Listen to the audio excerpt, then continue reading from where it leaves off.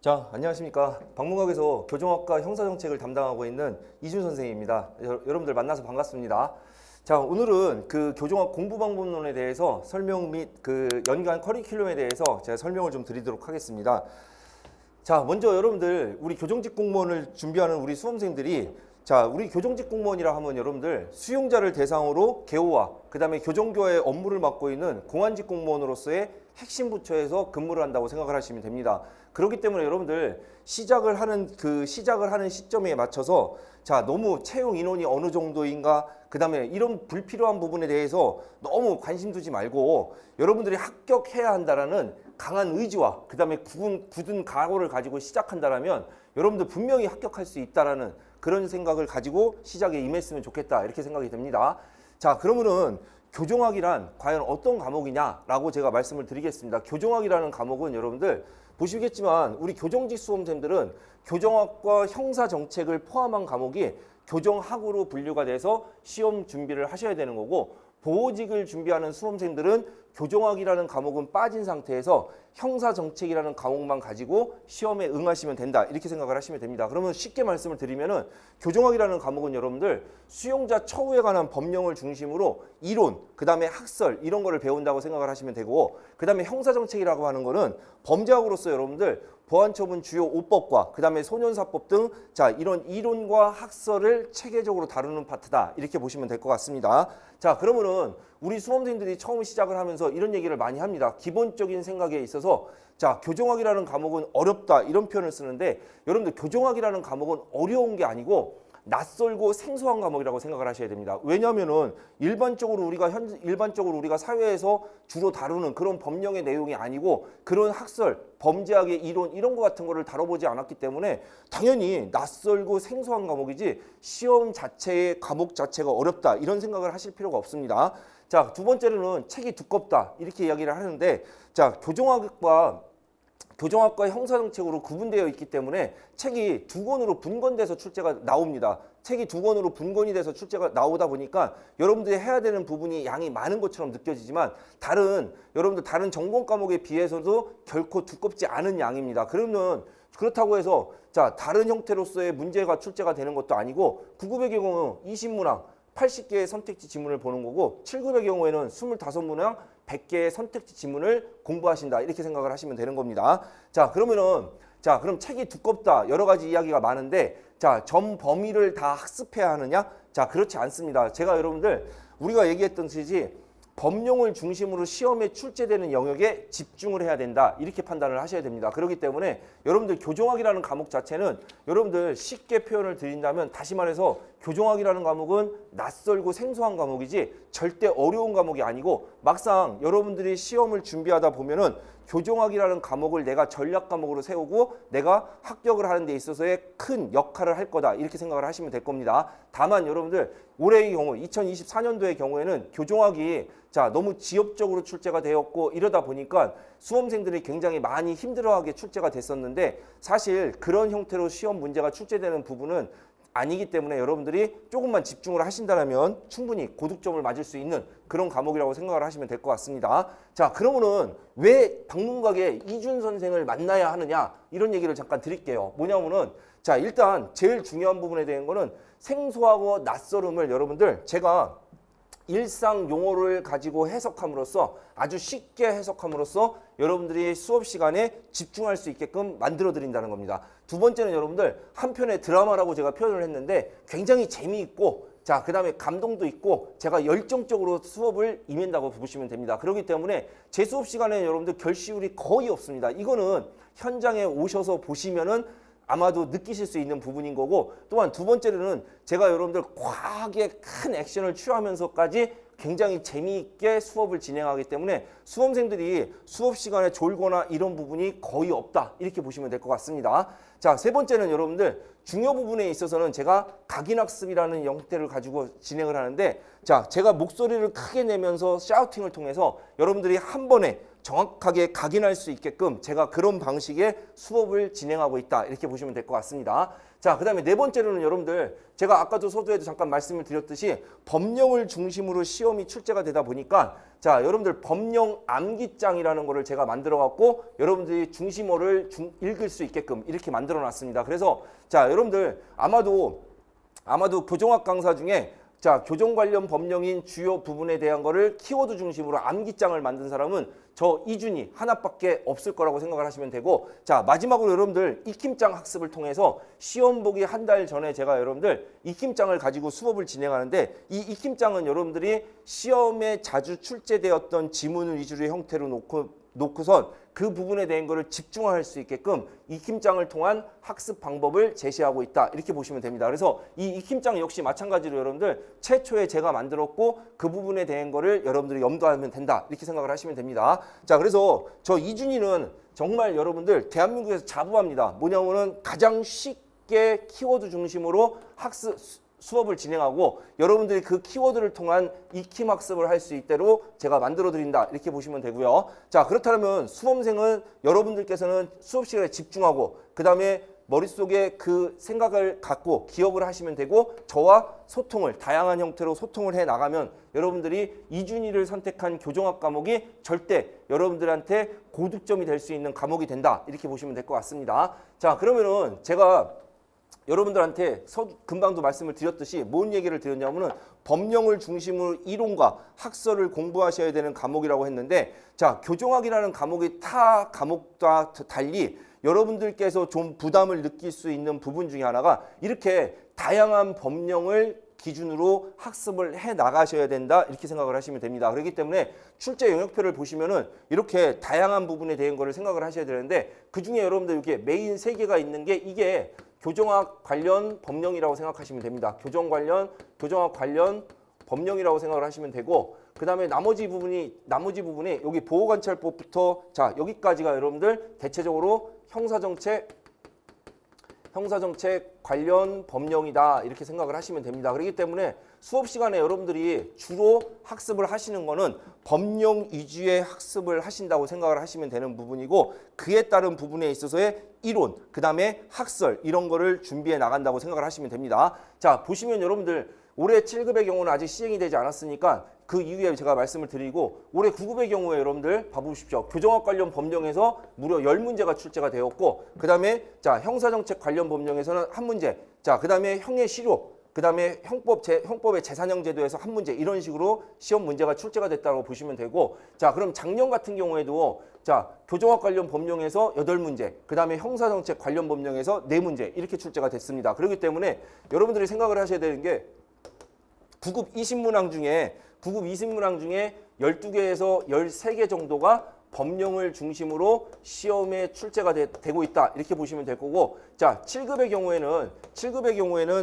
17개에서 18개 정도가 법령을 중심으로 시험에 출제가 되고 있다, 이렇게 보시면 됩니다. 그렇기 때문에 여러분들이 법령을 아주 꼼꼼하게 정리하고 그 다음에 숙지해야지 그거를 토대로 여러분들이 좋은 점수를 맞을 수 있다, 이렇게 보셔야 됩니다. 자, 그러면 제가 하나 팁을 드리면은, 자, 우리는 여러분들 교정학이라는 과목의 법령은 다른 형사소송법처럼 판례 위주의 형태의 시험 문제의 패턴이 아니고 법령 원문 그대로가 시험에 출제되고 있다는 겁니다. 그렇기 때문에 여러분들 첫 번째는 왜 법령을 꼼꼼하게, 그 다음에 법령을 꼼꼼하게 읽고 그 다음에 법령을 꼼꼼하게 키워드 중심으로 숙지를 해야 되냐면은, 첫 번째는 여러분들 우리의 시험 중에서는 첫 번째 임의적이냐 아니면은 필요적이냐는 걸 가지고 자, 말장난하듯이 출제를 많이 하고 있다라는 겁니다. 임의적이라는 거는 뭐뭐 할 수 있다라고 끝나는 거와, 자, 그 다음에 필요적이라는 거는 뭐뭐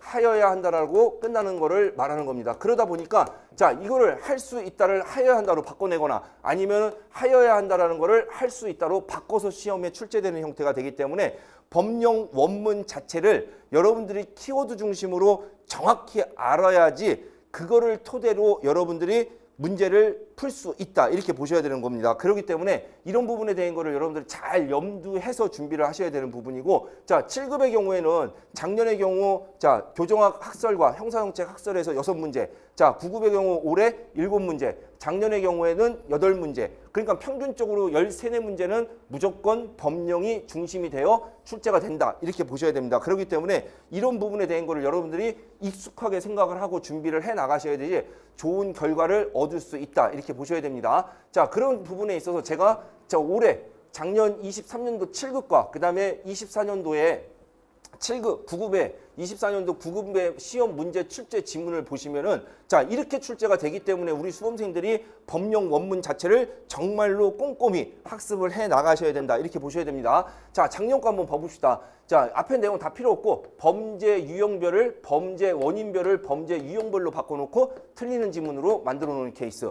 자, 그 다음에 자, 작년 것도 보시면은 자, 형기 중 20일 이내에 규율을 허가했었다. 규율은 여러분들 일반 규율과 특별 규율로 구분이 되는데 일정한 요건이 충족되면은 규율을 보낼 수가 있어요. 자, 근데 봐보십시오. 이게 완전 말장난하시 난 것처럼 형기 중 20일 이내면은 어떻게 되는 거예요, 여러분들? 내가 예를 들어서 빵꾸가 3년형의 형기를 받았다. 그럼 3년에 20일 동안 규율을 갈 수 있다는 얘기지. 자, 근데 자, 1년 중 20일 이내면은 3년형의 형기를 받았으면 1년에 20일씩 규율을 갔다 올 수 있다는 얘기죠. 그러니까 이렇게 형기가 아니고 1년 중을 형기로 바꿔놓고 시험 문제를 출제해야 되는 이런 케이스라는 겁니다. 자, 그리고 올해 9급에서 많이 논란이 됐던 부분 중에 하나가 자, 봅시다. 소요장은 처우를 위하여 특히 필요한 경우에는 자, 처우급에 따라서 가족 만남의 날 행사에 참여를 허가할 수 있다. 자, 처우에 따라서가 아니고 교화에 따라서 자, 이거를 처우로 바꿔놓고 시험 문제를 출제했다. 이렇게 보시면 됩니다. 자, 10번의 문제 같은 경우가 10번의 1번 지문 같은 경우가 아주 큰 논란이 됐던 부분 중에 하나가 자, 소장은 수용자가 개방처우급 또는 완화경비처우급으로서 작업기술이 탁월하거나 하거나를 자, 원래 하고 작업기술이 하고 그 다음에 자, 하고를 하거나로 바꿔서 출제를 하고 틀린 지문으로 만들어 놓은 케이스가 되는 겁니다. 무슨 뜻인지 아시겠죠? 그렇기 때문에 여러분들 이렇게 법령 원문 자체가 그대로 출제가 되기 때문에 여러분들한테 수업을 진행하면서도 저 이준 선생은 법령 자체를 그대로 읽고 여러분들한테 그대로 해석을 해줄 수밖에 없는 구조라고 보셔야 됩니다. 그렇기 때문에 이런 부분에 대한 거를 여러분들이 정확하게 숙지를 하기 위해서라면 필요한 부분이라고 법령 중심의 학습이 필요한 부분이다. 이렇게 판단을 하셔야 됩니다. 그렇기 때문에 이렇게 지역적인 문제 패턴이 출제가 됐고 특히 여러분들이 지금 교정직을 준비하려고 시작을 단계에서 아니면 시작한 수험생들이 다양하게 고려하는 부분 중에서 걱정되는 부분 중에 가장 큰 것 중에 하나가 자, 올해 교정학이 상당히 어렵게 출제가 됐다 보니까 자, 교정학 때문에 내가 자, 과락을 맞았다. 교정학 점수가 너무 저조해서 겨우 턱걸이했다. 이런 얘기를 많이 들었을 겁니다. 근데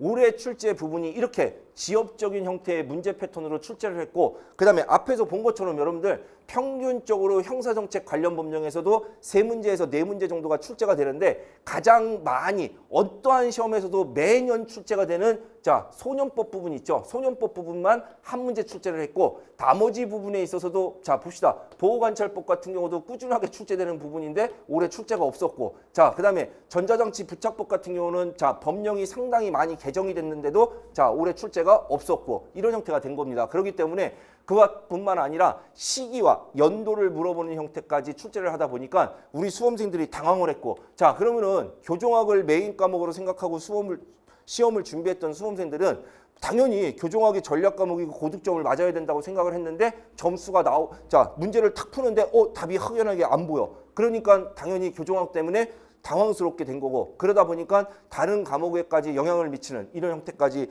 이루어지지 않았나 이런 생각을 합니다. 자, 그러면은 자, 커리큘럼에 대해서 제가 설명을 좀 드리는데 크게 여러분들 저는 이렇게 진행을 합니다. 어떻게 진행을 하면 1월 달부터 6월 달까지는 입문 과정의 형태로 수업을 진행을 하고 자, 그다음에 이건 기본 얘기, 기본서 강의를 얘기합니다. 자, 그다음에 7, 8월 달에는 기본 이론 과정, 9, 10월 달에는 심화 이론 및 자, 주요 법령 정리를 하고 11월 달에는 시험이 임박해져 있기 때문에 핵심 이론 및 기출문제 강의를 진행을 하며 1, 2월 달에는 예상문제 및 익힘장 특강을 통해서 여러분들이 모든 완벽하게 정리할 수 있는 부분을 통해서 만들어드리고 마지막으로 3월 달에 도형 문제를 통해 갖고 우리 수험생들이 내가 지금 현재 교정학의 위치가 어느 정도인지 그 다음에 내가 지금 어떠한 어느 부분에 대한 거를 정확하게 숙지를 하고 숙지를 하지 못하는지 이런 부분을 파악할 수 있는 동형 문제 풀이 과정으로 해서 자, 1년 커리큘럼을 진행한다. 이렇게 생각을 하시면 됩니다. 자, 그러면 세부적인 거를 좀 말씀을 드리면은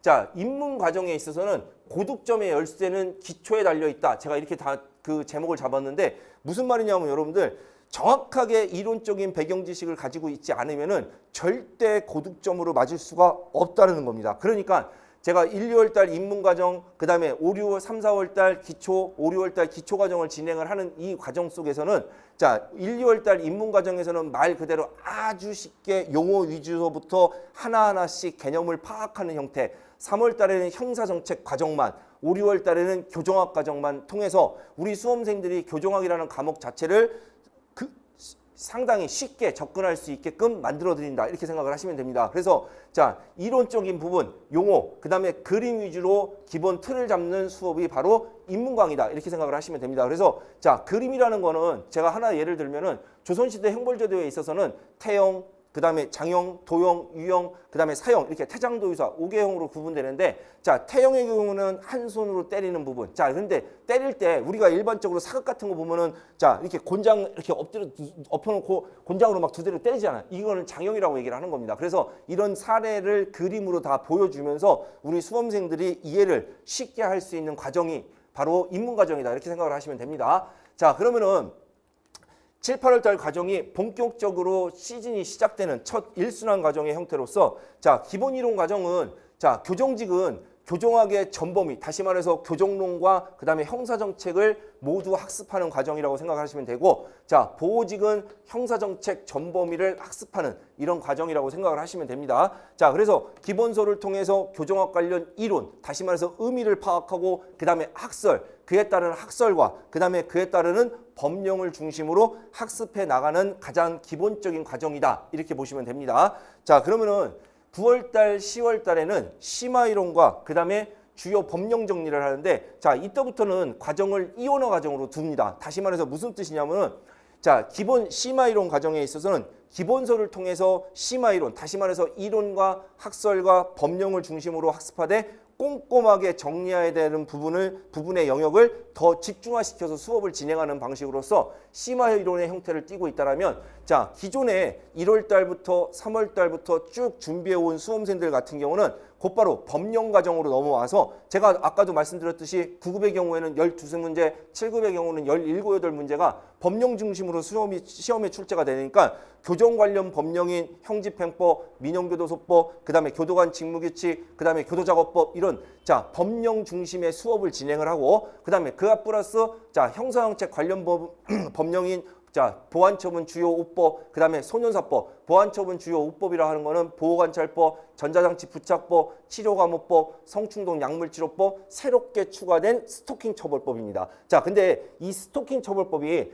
작년 7급 보호직 형사정책에서는 신설된 법령이 바로 한 문제가 출제가 됐는데 올해 새롭게 처음 들어온 9급의 보호직의 형사정책 과목에서도 스토킹 처벌법이 한 문제가 나왔습니다. 근데 우리 교정직에서는 아직까지 한 문제도 출제가 되지 않았는데 올해 제가 예상하기로 10월 달에 치러지는 7급에서는 자, 보안처분 주요 5법 중에 하나인 스토킹 처벌법이 단독 문제로 한 문제가 들어오지 않을까 이런 생각을 합니다. 자, 이렇게 주요 5법과 그다음에 소년사법에 있어서의 소년법, 보호소년법, 청소년 성보호법 등 자, 이런 법령만을 이해하고 암기하는 과정으로 수업이 진행된다. 이렇게 보시면 됩니다. 그래서 자, 교정관계 법령집을 제가 따로 출간이 되면 그 교재를 가지고 수업을 진행하는데 여기서 플러스 들어가는 것 중에 하나가 뭐가 들어가냐면은 여기서 여러분들 제가 법령 암기장을 같이 진행합니다. 그래서 법령 암기장에 법령이 구성되어 있으면 키워드에 제가 이렇게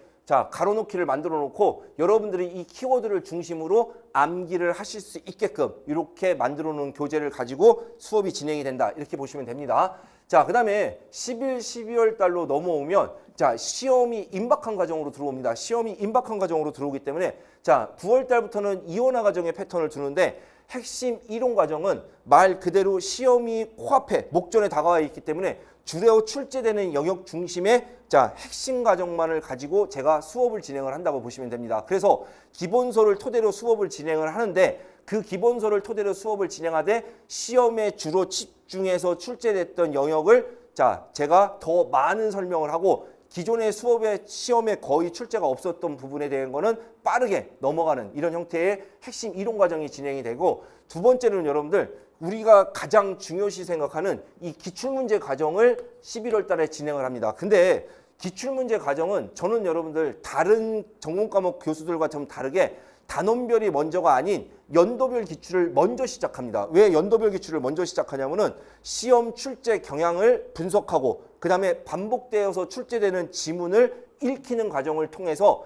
자, 어느 정도 페이스를 만들기 위해서 연도별 기출을 가지고 먼저 진행을 한다. 이렇게 보시면 됩니다. 자, 그래서 연도별 기출은 최근 5년간의 9급, 7급, 그 다음에 승진 문제를 토대로 진행을 하는데, 자, 승진 문제의 경우에는 여러분들 승진 문제의 문제가 대체적으로 3년 뒤에 자, 우리 공채 문제로 출제되는 부분이 있기 때문에 승진 문제를 복원한 승진 문제를 토대로 해갖고 진행을 한다. 이렇게 보시면 됩니다. 그래서 저 이준희는 여러분들 승진 문제를 최근 승진 문제까지 모두 다 가지고 있다. 이렇게 보시면 됩니다. 자, 그러면은 1, 2월 달로 넘어와서 자, 1, 2월 달에는 두 가지 과정을 진행을 합니다. 자, 1, 2월 달은 단원별 기출 플러스 실전 문제로 진행하는 과정으로서 자, 연도별 기출을 풀면서 출제 경향을 파악했고 그 다음에 어느 부분이 내가 취약한지를 대략적으로 파악했다면 자, 단원별로 넘어오면서는 자, 여러분들이 취약한 부분의 영역의 기출을 중심으로 확인 학습을 하는 과정이라고 생각을 하시면 됩니다. 그렇기 때문에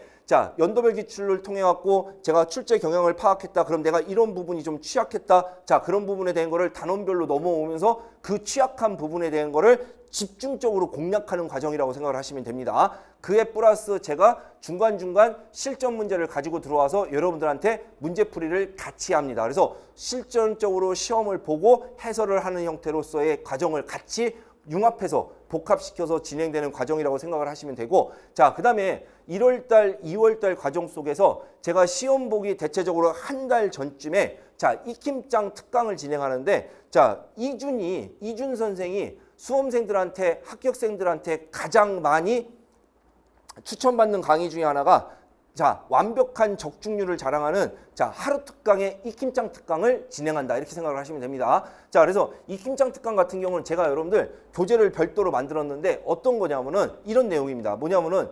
여러분들께서는 5과목 공부해야 되잖아. 자, 근데 저 이준이는 몇 과목만 하면 돼? 한 과목만 공부하면 되죠. 자, 그러다 보니까 시험에 반복돼서 출제됐던 부분 있죠. 출제됐던 지문을 제가 영역별로 다 분리를 해갖고 반복되어 출제되는 지문을 만들어 놓은 겁니다. 이거를 틀린 지문으로 출제가 됐으면 옳은 지문으로 바꿔놓고 자, 그 다음에 옳은 지문 형태로 만들어갖고 익힘장을 가지고 반복되어 출제되는 옳은 지문을 여러분들이 익힐 수 있게끔 이렇게 만든 교재라고 생각을 하시면 됩니다. 자, 근데 그냥 만든 게 아니고 여러분들 지문이 있잖아요. 지문이 있으면 이 지문의 핵심 포인트가 되는 글자체를 제가 볼드체로 바꿨습니다. 볼드체로 바꿔갖고 이 글자체가 진하게 만들어 놓고 그 글자체만 읽으면은 하나의 지문을 숙지할 수 있게끔 이렇게 구성을 했습니다. 그래서 익힘장 교재만큼도 역시 제가 어떻게 방문각에서 자, 여러분들 제가 교정학 강사로서 최초로 만든 교재라고 보시면 됩니다. 올해 같은 경우는 여러분들 익힘장 교재를 만들어 놓고 자, 제가 여러분들 온라인 사이트인 교보문고 사이트를 들어가 봤더니 순간적으로 여러분들 그 교재 출간된 며칠 동안에 여러분들 어디 상위 랭크에 올라가는 이런 형태까지도 만들어졌다는 겁니다. 그래서 익힘장 특강을 진행을 한다. 이렇게 보시면 됩니다.